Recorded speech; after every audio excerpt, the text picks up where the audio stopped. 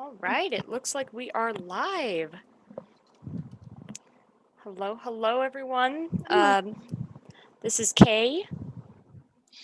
And just to do a quick introduction, like I said, I'm Kay Dracorex. I'm with FWA, and I am here to present to you the fabulous Medusa. Medusa comes to us from Southeast Texas. They are the owner of Freak of Nature Studios. They're a small but passionate fursuit building studio, and they specialize in these sick Toonie style fursuits. So they will be presenting for you today. I will be standing by to facilitate. I'll be watching the Twitch. The first half of the presentation, Medusa will be speaking to you. And then the second half, we'll be taking any questions that you guys have. So just leave them in the Twitch chat and I will keep a note of them and we'll go through them at the end. All right, take it away.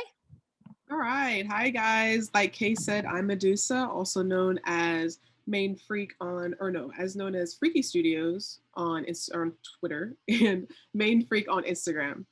So if you see me looking down, I have a little cheat sheet here. This is my first time doing a panel, so don't judge me too much. I come from Freak of Nature Studios. I've been making suits since 2017, and I've been taking commissions since like 2 years ago.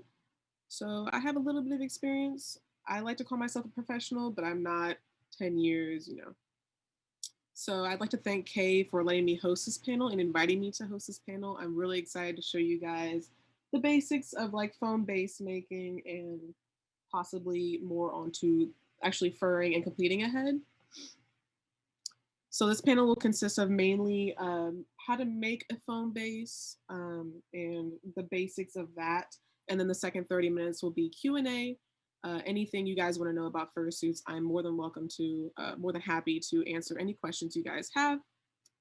So my work is usually mostly Toonie style, like this head here and this one here. I don't really go into semi-realistic or realistic at all. That's not truly what I focus on. I usually stick to Toonie, and my heads are built on foam base bucket heads. That's what they call them, bucket heads.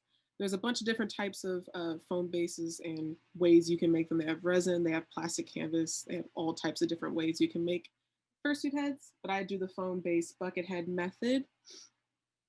So yeah, I can show you guys, like I said, my style is Toonie. I can show you guys how to make a bucket head, and that's basically what I'm going to be doing today. So let's go ahead and move this dude. So you can see here, my foam bases are built off of balaclavas.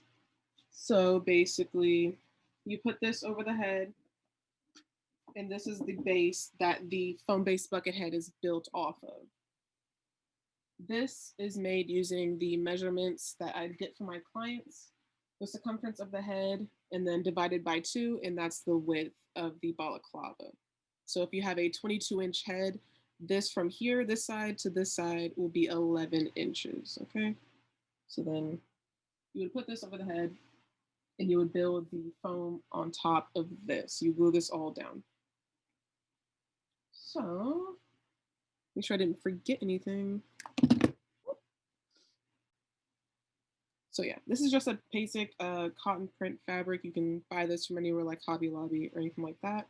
If you wanted, you can get a more pleated fabric that's a little bit more comfortable and a little bit more cushioned around the head. Or you can use Lycra, which wicks up sweat a lot easier.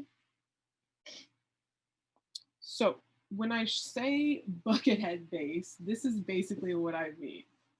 It looks very weird, and this is what all of my heads are built off of. So you can see it's basically a rectangle that is just wrapped around the balaclava that I showed you just now. So you're probably wondering, why does this come out like a cylinder? So you're supposed to cut darts here and then glue it together right here. And that's what I will show you here in a second. Yes. Okay. So you would cut a little dart here, and this would be like so. do a little demo for you guys just so you know actually what I'm talking about and what I'm referring to. Just a little bit of hot glue. And so this is how you get this weird rectangle shape to actually lay down in the shape of a person's head. So we'll let this dry for a second. I'm going to be going a little bit fast just because I want to get as much information as I can in before we go to the Q&A section. So you can see how this now lays flat. It doesn't just come straight up like it did. And you would do that on all sides. So it would lay flat or lay to the shape of the head. So let me show y'all what a finished example would look like. You could put this one down onto here. Push it down the right way. This head's a lot smaller than my actual mannequin is, so I have to sort of force it down. This one I think is 21 inches. My mannequin's around like 22, 23. So it's a little tight, but it works. So the measurements that I get from my clients to shape the head and make sure it actually fits well is, let me see, I have a list here. I do top of forehead to top of, or bottom of chin. So that basically covers the entire face. I do the top of forehead to the eyes, so I know how big maybe their forehead might be. And so like the eyes aren't up here or they're not down here. It's a little bit of an estimate. I do the circumference of the head, of course. So this is a 21-inch head. That's why it's so tight on here. And I usually add an inch of leeway for like extra space. So just it adds a little bit of wiggle room into the head. It's not just like your exact circumference. It's not totally tight to you. And then I add the width of the eyes from the center of your face. So it's not from the corner to corner, it's from the center of each eye. So that would be here, and I have these little dots to show it. And then we do the tip of the nose to the tip of the chin. Some people have like longer faces from here, or, you know, just to have a very decent idea of what's going on with the face. We do these measurements. Even though most of the time the mannequin will cover all of these measurements, you truly don't have to ask for measurements besides the circumference of the head. I like to ask just to be sure. You never know what kind of face somebody might have, and you don't want to like make the eyes too high or low. So that gives me peace of mind personally. So as I was showing you guys, you could see that this head, this bucket base, is completely done. You can see how all of these edges conform to the head. It's no longer sticking straight up like it was on the other one that I just showed you. And also, you can see all these darts I glued down. Also, I've added a cap to the top of the head. So once you glue these darts down, you'll have a little hole here where you can see the little fabric at the bottom. Basically, what I do is, to cover that hole,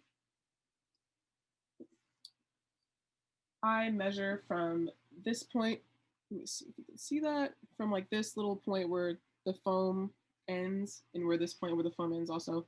I measure that, and then I measure the width, and I make a little oval shape, and I just glue that on to the fabric underneath and make it fit the entire circle. So now you have basically this. This is where you are. And that basically covers how to make a foam-based bucket head. If you want better tutorials, I definitely recommend Fursuit on YouTube. There's tutorials, tons of tutorials on YouTube on how to make fursuits. That's personally how I learned most of what I do besides trial and error, like patterns and whatnot. So yeah, Fursuit has amazing foam-based bucket head tutorials, and that's how I learned how to make mine. Let's see. And usually what I do, because some people are like, why is this weird? Why does this look so weird? I only glue from the widest point in the back of your head. So there's no point in having any of this because this is just like smaller than the actual head. If you glue this here like this, it'll be a lot harder to put on because this part of your head is wider than down here. If you were to glue this, you wouldn't be able to put the head on. So what I usually do is I just come across here, like not too far out from the eyes, and I just cut like a little triangle up to this point. So now there's like a little curve. And I take it over here, and I lay this down, and I do the exact same thing. You don't have to cut too much off, just like, so there's a little bit of a curve. And you'll probably still end up cutting more off, but just for now, that is what I would do. Let me make sure I didn't forget anything. So yeah, we covered the measurements, the shape of the head, how to get that flat against your head, and then the little cap on top. And I told you guys some good tutorials to use. What I didn't mention is, let's see, the type of foam I use. So there's 1/2 inch and let me see here, 1 inch, okay? For my foam-based bucket heads, I use 1/2 inch foam. I use that on all my foam-based bucket heads. 1/2 inch, you don't need 1 inch on the Buckethead base. There's really no point. It's just gonna make your entire head bigger. If that's the look you're going for, then go for it. But I like my heads to be sort of form-fitting, not too large. So I use the 1/2 inch. And you can get that from Walmart, Hobby Lobby, online. It's high density foam. So let me see what else we got. Okay, so after you finish this little foam head bucket base, we can go on to how to make the actual foam base. So I cannot stress how important it is to use references. References are a fursuit maker's best friend. It doesn't matter what kind of animal you're using or doing or making, you're gonna need a reference. So basically how I look at it is, I don't have any pictures of like animals on me, but you can imagine if you look at a wolf from the side, that's what I always do. I get the side picture references. You can see the angle their nose comes down, and you can see how far it comes down, and you can imagine this being like the wolf's head. It's kind of hard to explain, but you have to really look at those side angles and see just how far the nose comes out, the muzzle comes out, and the angle that it comes down at from the forehead. Because that will really show what type of animal you're doing. Along with the more obvious things like the pointy ears or curved ears, if it's like a big cat. There's so many things that can help you pinpoint exactly what species you're making, but references are your best friend. You need to use references, period. So for this example, I'm going to be using a wolf, pretty basic. Everyone makes wolves, everyone loves them. These are my pattern pieces that I use for my wolves.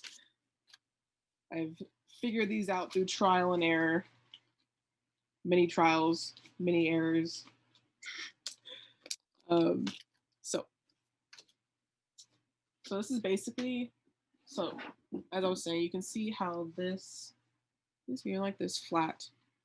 When you look at a wolf sideways, this is what I see. So if you put this here, you can sort of see this closer. If you put this right here, you can see just how far, and you can start to see that shape. You see what I'm talking about? If you put this piece here, it'll start, it looks like the right length, it looks like the right curve. The nose comes up a little bit, just how like a little bit of character into the wolf face. It's not just like a plain wolf. You can add a little bit of flair into whatever you're doing. It's your fursuit. So that's technically what I do. I add a little hump.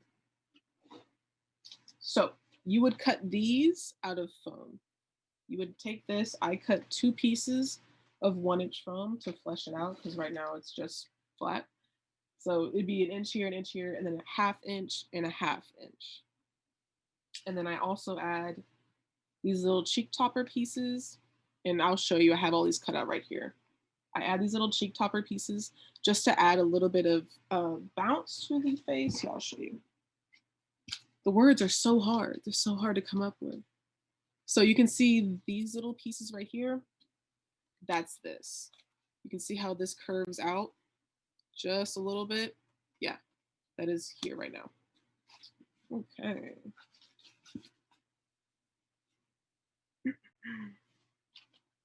Let me see. So these are not cut down or shaved or rounded out. These are just the bare, you know, shapes of what I just showed you. Where'd they go? So like we said, this was going to be here like so. So what you do is, or what I do is, you cut this out of 1-inch foam and you cut 2 of those. So, and you would glue all of this together. It wouldn't be separate. So like that. And then you start to see we're fleshing out this shape some. And then I don't like very wide muzzles. So I do 2 full inch. And then on either side of those 2 full inches, I do 1/2 inch. So you can see these 2 right here are thicker, and this one is just 1/2 inch. That is what I do for my muzzles. And I glue all of this together. And obviously I would round it out. There's no hard edges in nature. So you just round all of these out. And then on top of these, once you have a decent shape that you like, I would add these little cheek toppers and obviously also round these out. So let me check my cheat sheet. Okay, cool. So this is a muzzle that I made earlier today. It is all rounded out. It's the exact same pieces that I just showed you. So here's this little unrounded mess. And here is this is all glued together and this is all rounded out nicely. It's so white. I don't know if you guys can see it very well. But yeah, you can see how this is now rounded. Same on this side. You can start to see that nose shape, how it comes up. And I also add little pieces here to make the nose a little bit more round and not just flat. Okay, so you can start to see the shape. And then underneath. Cool. So you can also see how I have drawn a little line here. This is to match it up with this little mouth opening. I can start to show you guys on here. So you can see how far it comes out, how wide it is, sort of. And then there, another angle. So this will be the mouth. You can start to see it. And then this would let you like have room for your nose and for your own mouth. So I will go ahead and cut this out and I will glue it on and you guys can see exactly what I mean. How much shape, how much space this actually creates for your mouth and your nose. So you can see I'm just cutting along this line here. This is the cool thing about these online streams. I don't think I'd be able to show everybody this in an actual panel.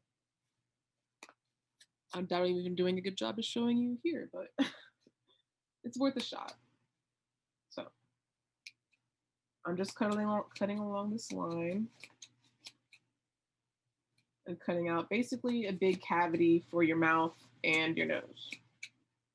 So your nose is just being pressed against foam. This is how I do all of my faces, all of my mouths on my suits.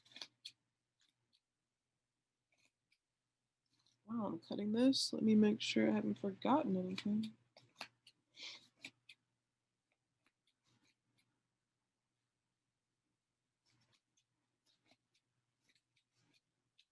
I really want to do this kind of fast so I can have time to answer everybody's questions if they have any, because I feel like answering people's actual questions is a lot more helpful than just talking at them. So I know not a lot of people can get the chance to ask a maker these questions, or it can be hard to like read online. So having somebody to explain it to you can be a big help. And that's what I'm here to do. Sorry, you can't really see this right now. I'm just cutting. I will show you after.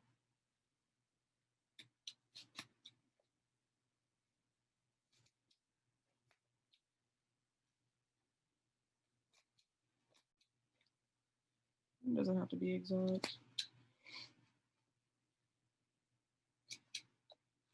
Okay, so that is cut out. I'll put it back in so you can see exactly what I did.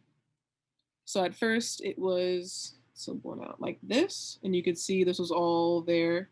So I cut out that.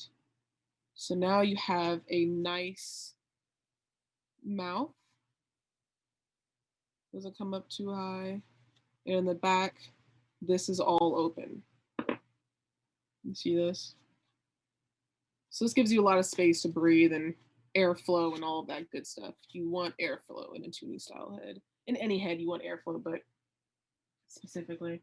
So now with this cut open, just this little like 1/2-inch piece here left, you can glue this directly onto the head, like so.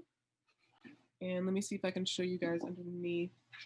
Oh, I can't take this off. But underneath, you can see this all lines up. And you can sort of see how this opening is also opened for here, if that makes sense. So let me go ahead and glue this on so you can see exactly what I mean. And then I'll take it off the base and I'll show you guys. Take it off the mannequin. You don't need much glue, but you also don't want to go too light. You want that sucker to stay on there. So I'll hold this here for a couple of seconds.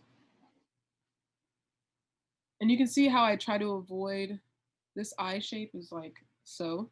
And I try to avoid covering the eyes with the foam muzzle. So I try to angle my cuts like that whenever I am rounding out this muzzle side piece. And same on this side. You can see how this is rounded out. It used to be a hard square edge right here, and it's all angled.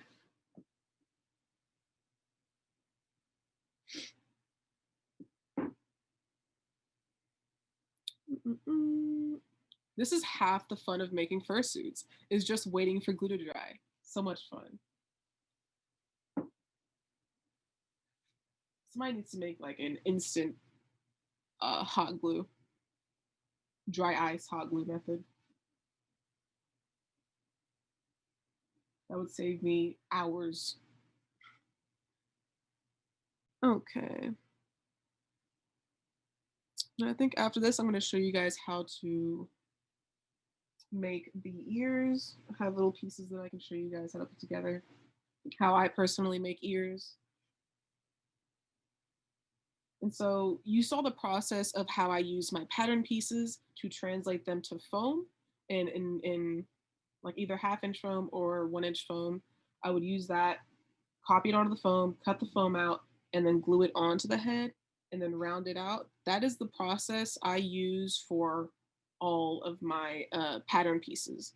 So I can show you on that head once we are done here on the other completely finished foam base that I have. So I think this should be good now. Let me give it a few pushes. Okay, so this should be pretty basically solid. Okay, before I take this off, let me go ahead and show you. This will not line up to this because these are different heads and different eye shapes, but you can see what I'm talking about. This would be the cheek of, this would basically flesh out this whole area. So it's just not flat, obviously. So you would put this here, ignore the little line, but you see how this translates. So you can see this is a cheek piece. I would make this out of foam and then glue this on and round out the edges. The exact same process as we did with the muzzle. You do that for all your pattern pieces. And yeah. So, and that's, you can see how strongly this is attached. That's how I attach all my pieces, just hot glue, nothing fancy. So as I was saying, you can see this muzzle, how far it comes out, how wide it is. And you can also see this is the opening now. So this is where your nose would be if it was there. But yeah, So you can see how this muzzle incorporates with the opening and all of that. I'll show you this guy again. I'll go ahead and put him on.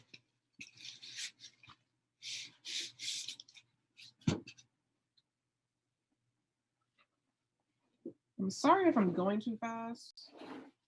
I don't want to talk too slow and bore people, but I also don't want to go too fast and be like, what is she talking about? So this is what I mean. So you can see the muzzle, it's basically the same shape as the other one that I made. So I usually start with the muzzle and then I add extras. I start with the muzzle, I add the cheek pieces, and then I add the extra pieces to make it come out more. I'm sorry if this is so hard to understand. And then I add these little translation pieces, but it's all the same process. Like I explained 3 times. You make the pattern piece, cut it out with foam, round it out, glue it on, and that's it. And if you need to, you can always add more foam. You can always cut away foam. That's why I love working with foam, because it's very forgiving for the most part. And then a key part that some people do and some people don't do is some people will add a little nose bridge. I do personally because I think it looks better like that. It helps the base translate into the muzzle, because if it was just flat, I feel like it looks a little strange. So let me bring this guy closer. You can see this is the muzzle. You can see that line here. It's just a little triangle of foam that just helps the forehead translate into the muzzle. And yeah. So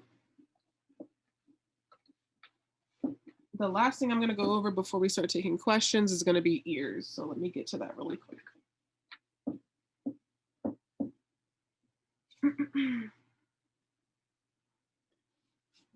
Okay, so I make my ears the basic shape of the ear. Imagine this is a buckethead. You see how this sort of conforms to the shape of the roundness of the head? It would be like this. This is the basic shape. I make this out of 1/2 inch foam, and then I have this. This is how I make my ears. I add a 1-inch piece of foam to the 1/2 inch, and then here too. So this is the inner like support ear, and then this is the outer part of the ear, and it would sit like this. And so I can round these out, and then I'll glue them down and show you. And I can also show you guys how I round out my foam. So this is a hard edge. You can see that. It's just a right angle. So what I do is I cut once at a 45-degree angle all along here. Ooh, it's so hard to show. Plus the white balance doesn't help. And then I cut once more on this line. And then once more here. And so now it's more smooth. You can't really see, but so I do that on all the sides that we'll be showing and that aren't against a side that I'm gluing.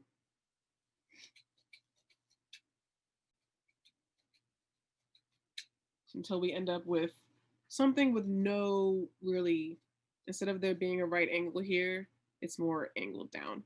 You see, more rounded out. So let me do that to the other piece really quick. Do I have foam on my face? Okay.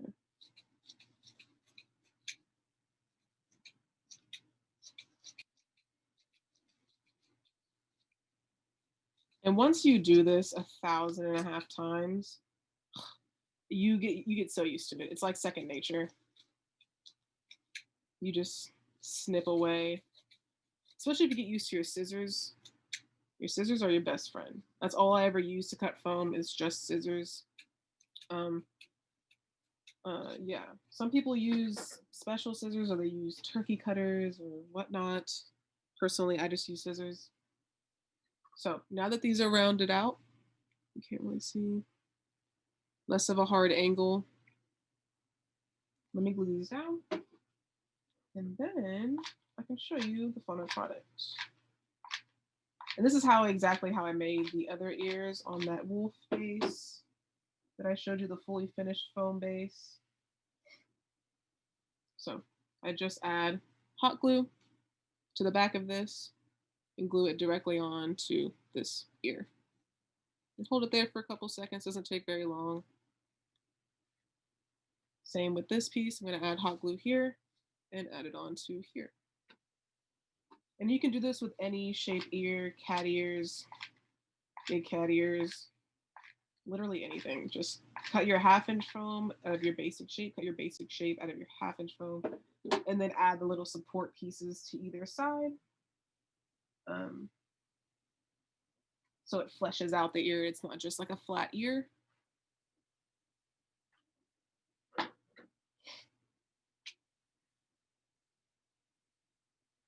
Okay. Woo, comes out a lot. Okay. So now we have an ear. And that is exactly how I made these ones. So you can see it's the exact same thing. That's how I do all of my ears, if they're wolves, if they're cats, if they're anything. So, and then we would obviously make 2, and that's my ear. And it's basically, it's very sturdy. It's not like EVA foam sturdy, but it's also not floppy. It's not going to flop down under the weight of fur. It's going to hold its shape basically, but it's still flexible. As you can see, they're not going anywhere, but they do stand up on their own. No issue. Okay. So sorry if that was a little fast, but that is basically all I'm going to talk about on the foam bases. I'll have these examples in the background. So if you guys have any questions specifically about foam bases, please ask. I am always open. Okay. And I think now we will go on to the Q&A section. Make sure I didn't forget anything. Nope, that's it. We'll do Q&A now. We have about 20 minutes left or so. Let me keep this guy in here. That was beautiful. And we do have a couple of questions coming in from the Twitch. So I'll just go in order and you can just obviously answer them. There we go. All right. Perfect. All right. So Rainin Fox asks, love your work. It's super cute. For a simple suit, how long would you say it takes to do just the head? So if I was only working on one head and that was all I was doing, no other commissions, it would probably take me maybe like 2 to 3 weeks to go from nothing to fully finished head. If that was all I was doing for like 5 days out of the week, I gave myself weekends off, it would be like 2 to 3 weeks, maybe just 2 weeks. But for you, there's no rush. I mean, take your time. I don't know how many suits you've made, but there's literally no rush. Don't rush through ahead just to get it done. Give yourself some time, even if you have a con beforehand. Don't get sucked into con crunch. I've done that 1,000 times and regretted it. Just take your time. Awesome. All right. Happy TGD asks, what is the cost to make a suit versus what it is sold for? Okay. Let me see. I actually have this question written down.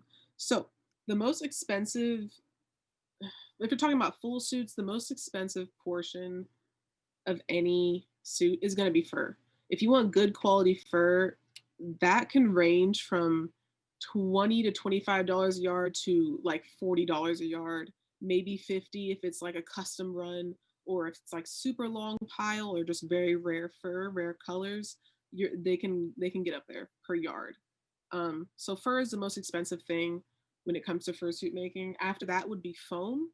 The main types of foam that I personally use for throughout the full suit is 1/2 inch, like I showed you, full inch, and 3 inch. 3 inch I usually only use for like feet paws to make the big toes. Yeah. So then after that would just be like miscellaneous objects like hot glue, I guess like scissors, all the supplies that you need. So for a full suit, materials I would estimate would be around like 300 to 400 for a complete full suit. A full suit's usually it's like 4 to 5 yards of fur. So if that's like $30 a yard, you can do the math. I can't. So yeah, I would say $300, $400 for a full suit, personal. Yeah. Awesome. All right.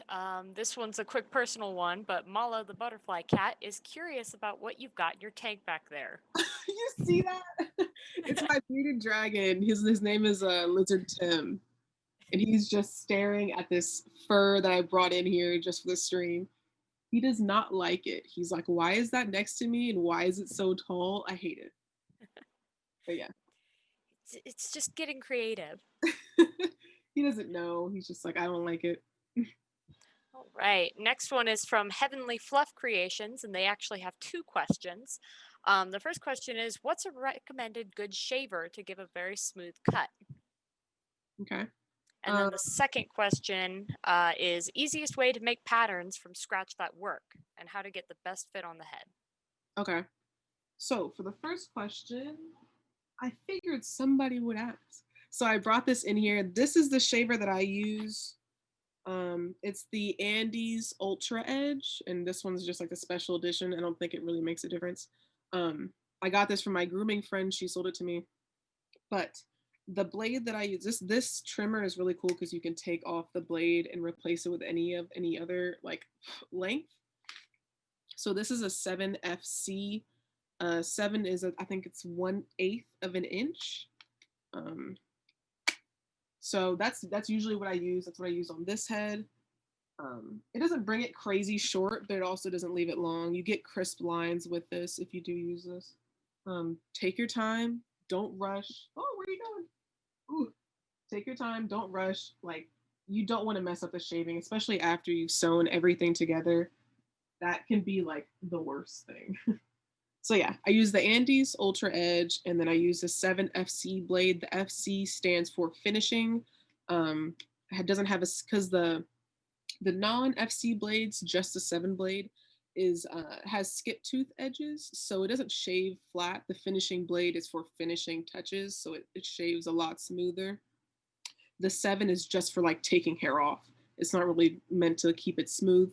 So always do FC if you're doing a blade length. The 10s, some people use 10 blades. I think that's a bit shorter. I don't personally use that on my heads, but they don't have an FC. They're just 10. They're just 10. There's no FC option. It's just 10. But those are good to use as well. I personally don't use them on mine. And what was the second question? Yeah, the second question was what's the easiest way to make a pattern from scratch that works? That works. Okay.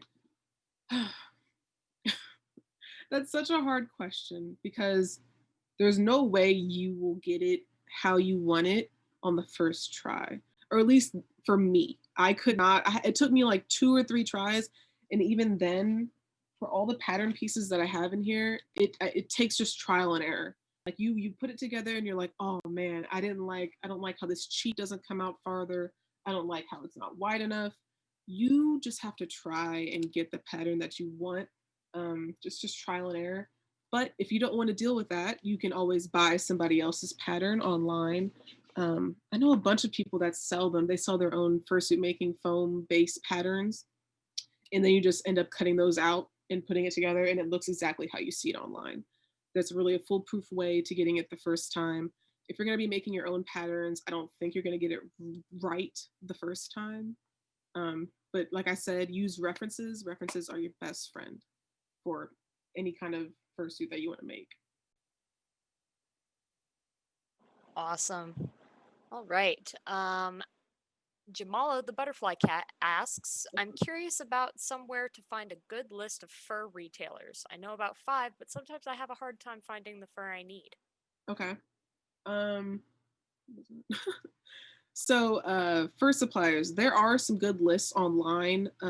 Depending on where you live, what fur suppliers will ship to you and which ones are best. If you live in the UK, you're going to have different fur suppliers than if you live in the US. If you want to buy in bulk or if you want to buy just a couple yards at a time, you're going to use different suppliers. The ones that I personally use, I don't buy in bulk yet, even though I probably should. I buy from Big Z Fabrics, I buy from Howl Fabrics, and I buy from Fursuit Supplies when they're in stock because they don't seem to be in stock a lot. But when they are, their fur is really, really good. Their luxury shag is great for faces. I recommend them.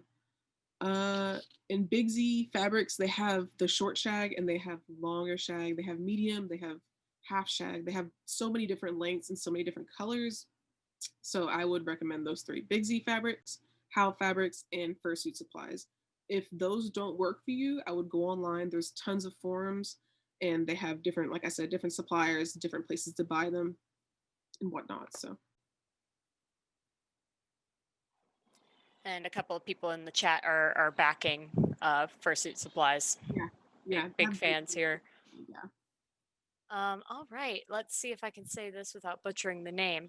Ataraxia810 asks, when furring the fursuit, how do you do the eyebrows? Would that be a part of the pattern? Depends.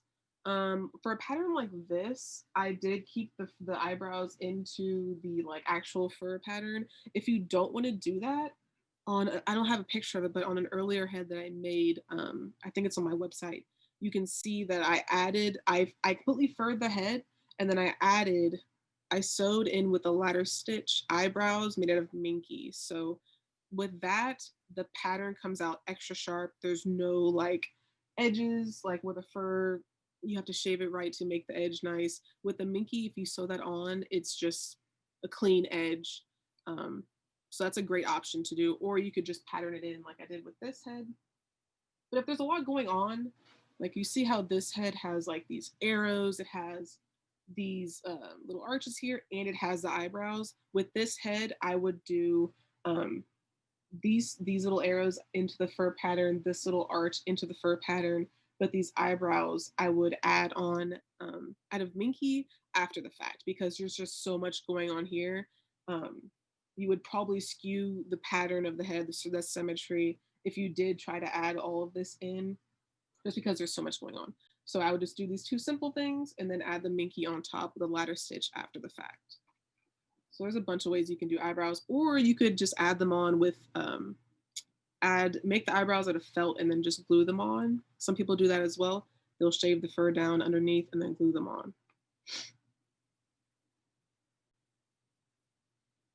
Awesome. Gotta get fancy with the eyebrows. Eyebrows on fleek. On fleek. Let's see. There's a couple. Ataraxia810 asks, do you have a personal fursuit? And if you're able to, can you wear it for a short moment? But we are starting to run on time, so I wasn't probably sure. can't put it on just because my hair, but here, I can show you guys. Bring it here. They're back here lurking. Little cretins. The children. This is Medusa. She's her. I've worn her to a bunch of cons, and she's like, I want to redo her because I made her over a year ago now, but this is her. And then this is a brand new Babe that I made in May. And I haven't worn her anywhere, obviously, because there's no cons going on. So this is her. She got the sassy ears that she can flip back, and I love this head. She's like my favorite. And she might be my new main soon. But yeah, these are my two personals. She's just a partial, and Medusa's a full suit. Yeet. Get out of here. Yeah, I was going to say, we've got some people in the chat loving those ears. Oh, thank you. Sassy. I got like the big ears and then the long ears. Perfect. All right. Alligator Flower asks, what was your favorite suit to make? Ooh, okay. My favorite suit to make, I think, I was explaining to you guys the eyebrows on the other head that I made that was sewn in. I think that suit is my favorite one that I've ever made, just because the design, it's like mostly, it's a red wolf, but it also has like hints of white and black into it, and I love that. It's not this one though, even though he's kind of similar, but you can see it on my website. I forget the name of the character though. I want to say, what is it? Yuki. No, not Yuki. I don't know. It's on my website. You can see it. It's like a mainly red wolf, and I love that head. I loved how it came out. I loved making it. I loved the design. Everything about it was awesome. Yes. All right. Heavenly Fluff Creations ask, I guess first I'll add a little question here. Have you made a moving jaws with foam? And what would you say is the best way to make a moving jaw in foam-based work? So I have never made a moving jaw, and I don't think I ever will, because that's not my personal style. So I can't tell you which is the best way to make a moving jaw. I would just recommend going on YouTube and searching up tons of tutorials. I'm sure they're there. I've seen a couple, I believe, on YouTube of moving jaw tutorials, but personally, I don't make them. I don't know anything about them. I wish I could tell you more, but I don't.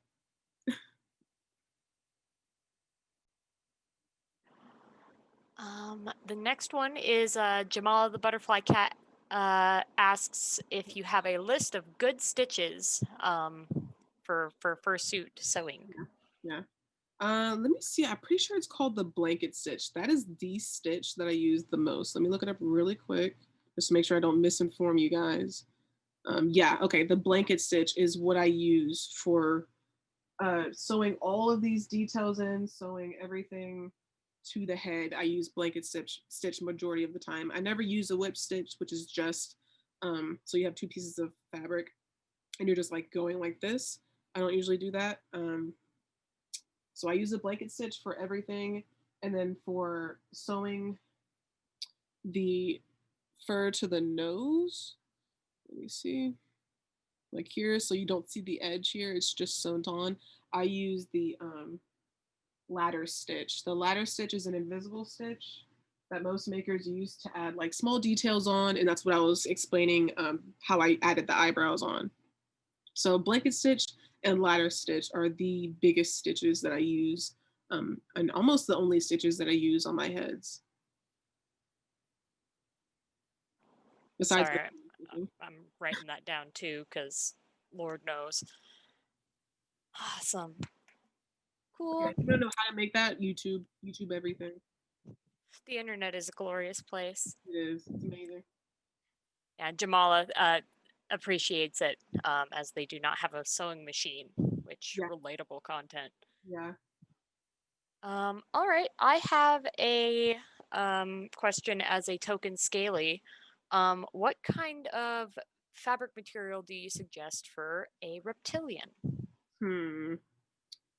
I don't have much experience with reptiles. I haven't made one yet. Um, what I've always wanted to try was buying fur, and then I've seen people shave scales into the fur. I'm sure it's so much work, and I'm not even sure if they shave it in or if they like cut the fur so it has a jagged edge and it looks like scales, but it takes so long. I'm sure. I've never done it, but that's what I would do if I were to make a scaly. I think I would use the fur method and then just shave it so it looks like scales. It'd be painstaking, but that's what I would do. But it would be beautiful. Yeah, I'm sure it would be. I've seen people do it before, but I'm sure it takes forever. Could imagine. One day at a time. Yeah. All right. Da, da, da, da, another question. Let's see what we got here. What do you do if a commissioner has glasses? So back in the past, I've tried to accommodate my heads for glasses, but unfortunately, the head just came out way too big, and I was like super disappointed in it. Um, so now I don't accommodate my heads for glasses. I would recommend that you wear contacts if you need like eyesight help. I don't know the word for it. I would recommend wearing contacts while you're fursuiting. I don't make my heads bigger or smaller to accommodate glasses just because of what happened in the past, and I don't want. I want the head to fit properly. I don't want to risk making it too big and then it can go wrong and then yeah. I would recommend wearing contacts and not glasses. I'm not saying you can't, obviously, but I personally don't accommodate my heads for glasses wearers. Plus, it gets foggy. Yeah, that too. Yeah, I didn't even think about that. Right. And it looks like we're down to about 5 minutes. I tried to share your links in the Twitch chat, but Thank unfortunately, you. I'm not in charge there, so the links are blocked. So I'm gonna get someone with authority to take care of that for me. But do you want to plug yourself and give a good spiel about your business and what you like to do? So, okay, my website is freakofnaturestudios.com. Wait. freakofnaturestudios.weebly.com. That is my website. My Twitter, like I said at the beginning of the stream, is Freaky Studios. And then my Instagram is ManedFreak. Those are the 3 platforms that I run on. You can find loads of information about my prices, how to commission me, my past works, my TOS, etc., is all on those 3 platforms. I'm gonna add a care sheet soon, so once people get ahead from me, they know how to actually take care of it, what to do, what not to do. I'm gonna keep making suits for a couple more years, hopefully forever? Question mark. And yeah, so. Well, awesome. And I just got the divine permission to post your links. So I am posting the links to all your goods right here. A glorious day. All right, and we've got about 4 minutes. I think we're all good on fielding the questions here. Okay. Any last words before we allow the next panel to begin? On the topic of fursuit making, if it's your first try and you've never made a fursuit, I always say try it before you buy a fursuit. I'm a fursuit maker and people come to me to buy fursuits, but I still try to tell people try to make your own. If you have the time and the money, try to make your own before you buy, because you never know if you maybe enjoy making this. That's what I did. I tried making my own, then I was like, wow, I love this. I'm gonna keep going forever. And so now we're here, and yeah, always try before you buy. I guess that's what I tell everybody. Um, just give it a shot. You never know until you try. There's loads of helpful tutorials online nowadays. Um, yeah, just give it a shot. Awesome. Well, and that's everything from me. Medusa, thank you so much for hopping on and doing this for us. We really appreciate it. Um, and I'm currently figuring out how we can clear out from the stream, but thank you everybody who hopped on and spent time with us today. And we'll see you all for the further events of the evening.